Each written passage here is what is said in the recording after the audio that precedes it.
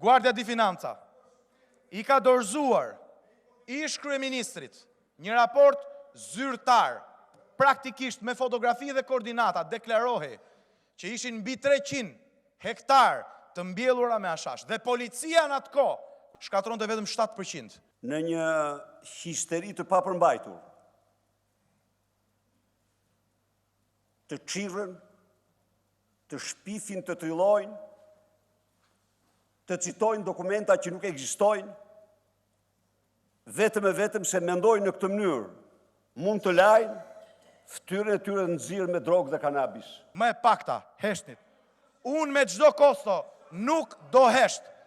Edhe me koston që ju të drejtoni gishtin ditë për ditë, nga mëngjesi deri në darkë, unë do bëj detyrën ta shkatroj në çdo cep të Shqipërisë. Në një çmenduri dhe paturpsi ekstreme,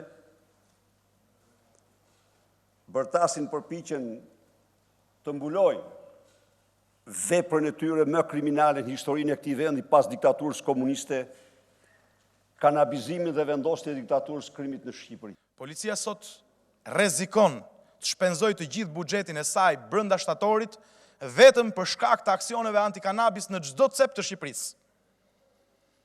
Sepse është një problem që duhet përballur.